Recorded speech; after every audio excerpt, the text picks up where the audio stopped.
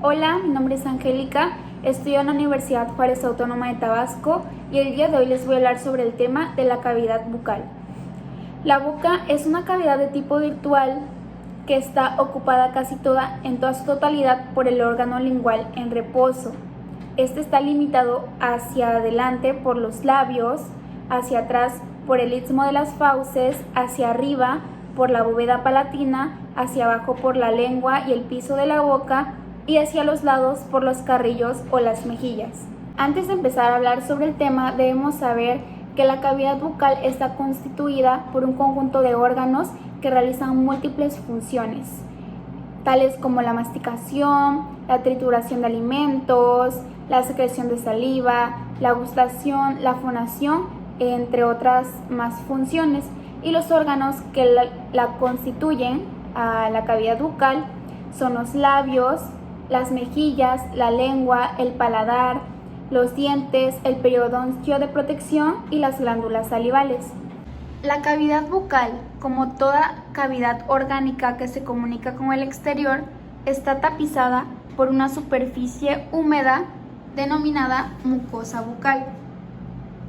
La mucosa bucal está integrada por dos capas de tejido, una de origen ectodérmico denominada epitelio y otra de origen ectomesenquimático denominada lámina propia o corio, y ambas están conectadas por la membrana basal.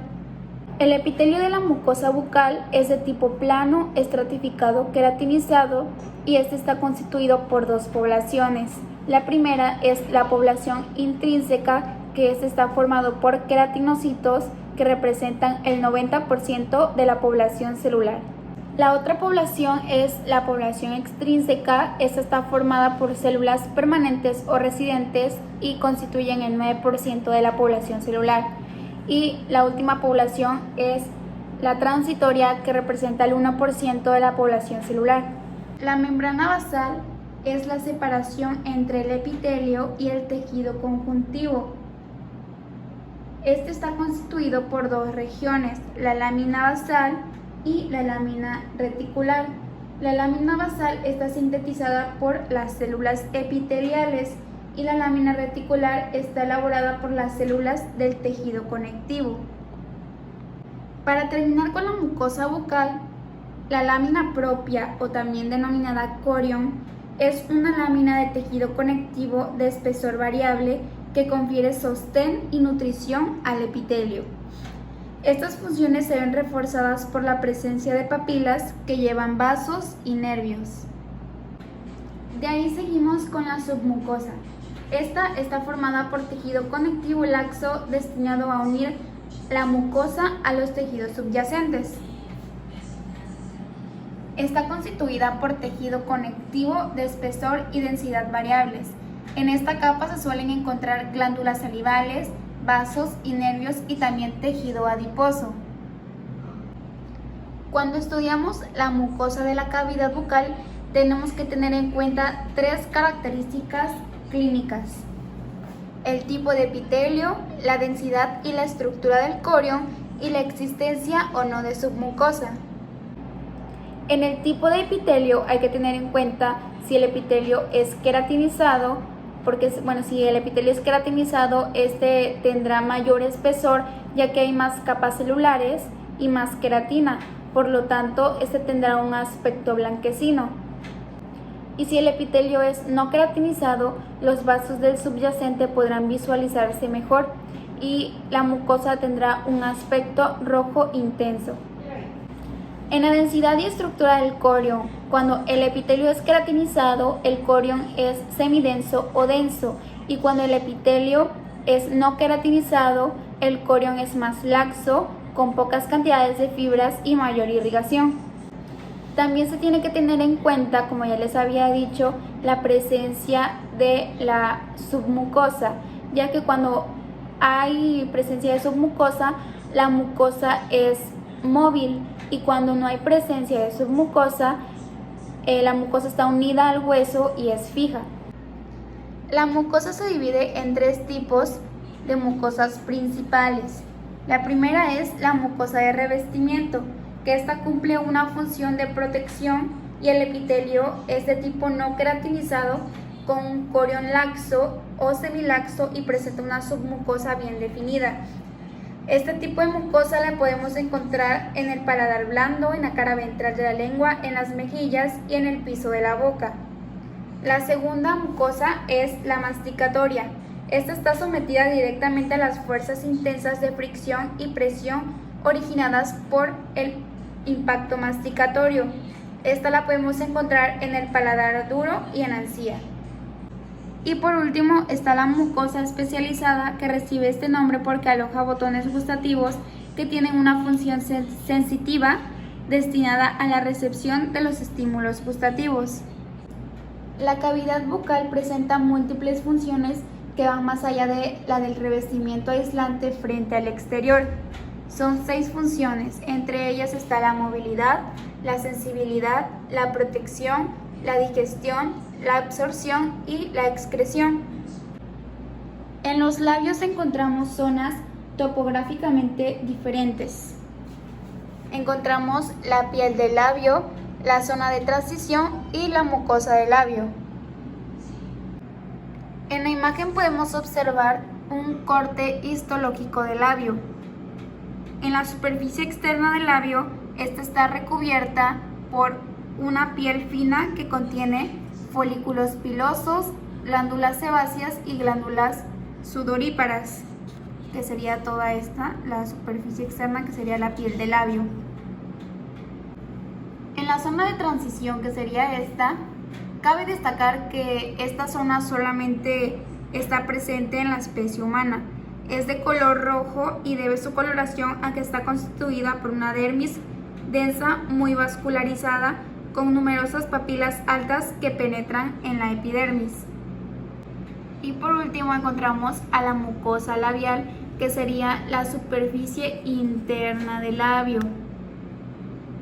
Esta mucosa está constituida por un epitelio plano estratificado no queratinizado, cuyas células superficiales presentan algunos núcleos picnóticos y se descaman.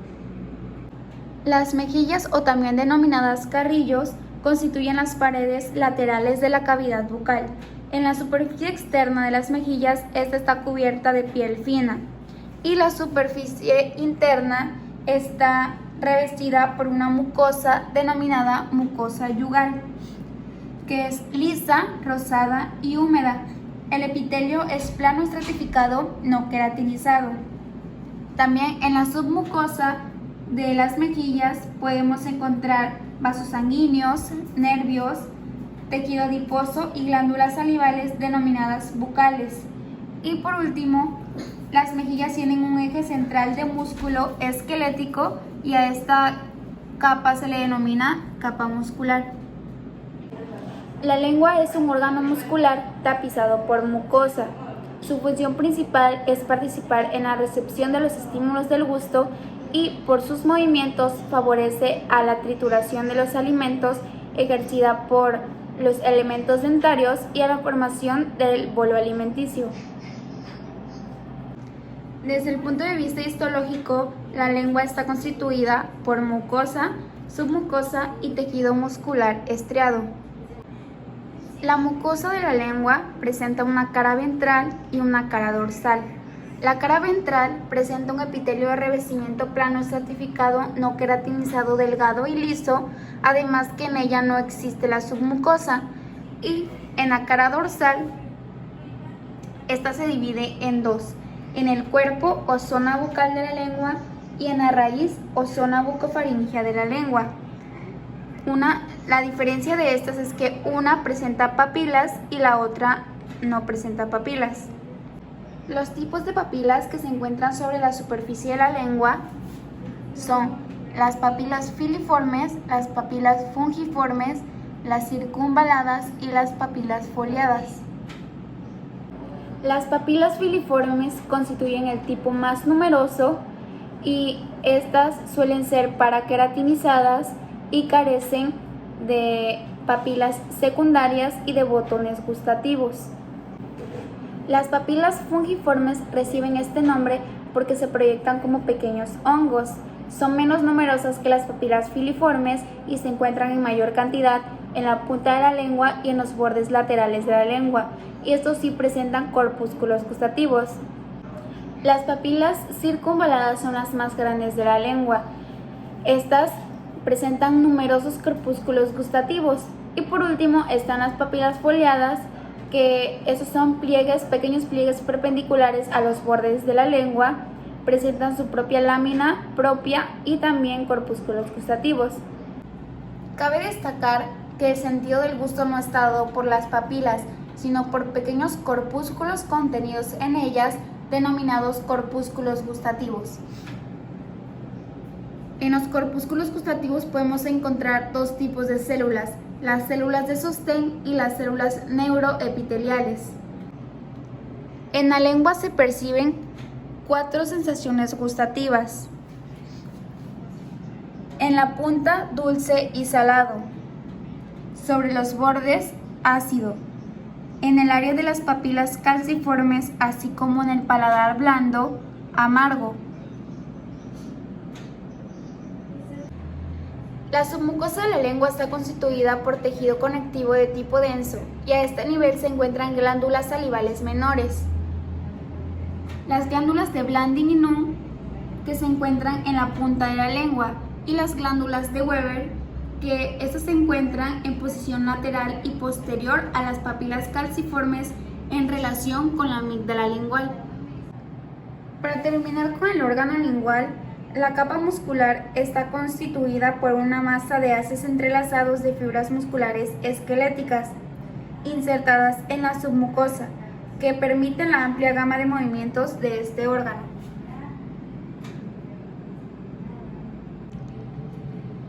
En el paladar duro es preciso que la mucosa a ese nivel esté fuertemente adherida al techo, de modo que no se desplace con los movimientos de la lengua y que resista a la intensa fricción a la que esté sometida. Esto se logra con un techo de tejido óseo revestido en su parte inferior por un epitelio plano estratificado queratinizado y con un corión de tejido conectivo denso con abundantes fibras colágenas. Mientras que el paladar blando, sus funciones son diferentes a la del paladar duro, ya que no tiene que resistir al empuje de la lengua, sino que este debe ser móvil. Y a lo que se diferencia del paladar duro es que este presenta un epitelio plano estratificado no queratinizado con botones gustativos. El corión es liso, sin papilas, pero muy vascularizado y con fibras elásticas que lo separan de la submucosa. Y la mucosa es de un color rojo intenso. Para concluir con el tema de la cavidad bucal, podemos encontrar diversas enfermedades y patologías que afectan a la mucosa de esta. En relación con el epitelio, los agentes físicos bacterianos, micóticos y virales que originan las enfermedades de la mucosa bucal alteran la biología celular de los queratinocitos y muchas veces, como ocurre con los virus, provocan la degeneración y la muerte de estos, dando origen a la formación de vesículas. Y estos pueden ser algunos de los ejemplos de estas. Gracias por su atención prestada.